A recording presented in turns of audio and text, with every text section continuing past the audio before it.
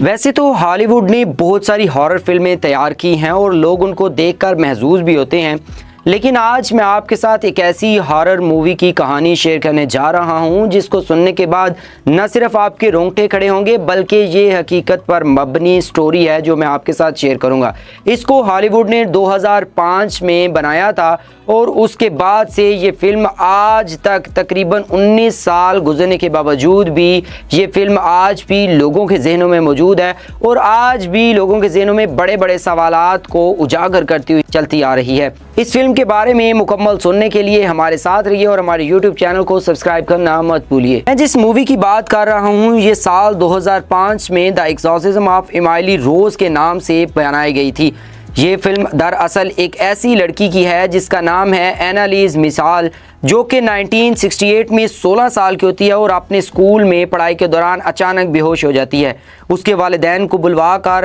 लड़की को घर भेज दिया जाता है और जब वो लड़की यानी कि एनालीज सोई हुई होती है तो उसे अचानक एकदम आंख खुलती है और उसे ऐसा महसूस होता है कि कोई बहुत ही वज़नी चीज़ उसके ऊपर मौजूद है। ताहम ये मामला उसी रात ख़त्म हो जाता है और बिल्कुल एक साल के बाद 1969 में दोबारा ऐसा ही वाक़या पेश आता है तो एनालीज के वालिदैन उसको डॉक्टर के पास लेकर जाते हैं, लेकिन डॉक्टर्स मामूली चेकअप करने के बाद न्यूरोसर्जन भी उसे घर भेज देते हैं और कहते हैं ये बिल्कुल नॉर्मल है। लेकिन अगेन एक साल के बाद 1970 में दोबारा एनालीज को वही ख्वाब आता है और उसी तरह की कैफियत उस पर तारी हो जाती है और उसकी तबीयत बहुत ज़्यादा ख़राब हो जाती है, जिसके बाद उसे हॉस्पिटलाइज कर दिया जाता है और हॉस्पिटल में एडमिट होने के बाद उसका बाकायदा ट्रीटमेंट शुरू किया जाता है। दरअसल उसे एक ऐसी बीमारी का सामना था जो कि बहुत सारे लोगों में तो होती है लेकिन उन्हें मालूम नहीं होता। वो बीमारी कुछ यूँ थी कि उसके अंदर कुछ गुजरे हुए लोगों की रूहें आ जाती हैं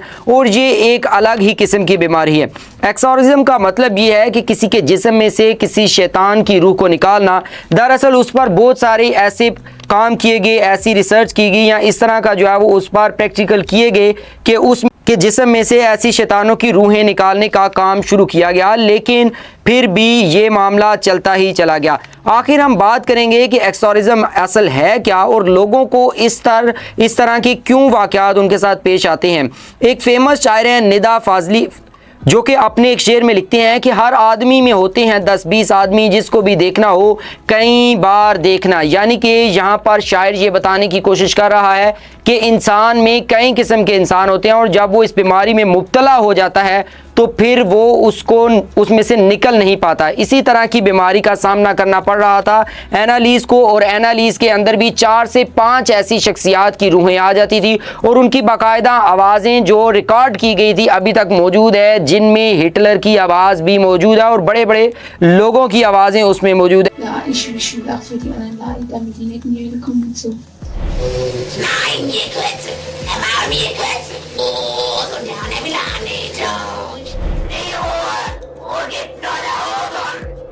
Die müssen in eigenen Seminaren ausgebildet werden, die dürfen nicht auf die anderen. Ich hab ein Bruder die Größe bleibt du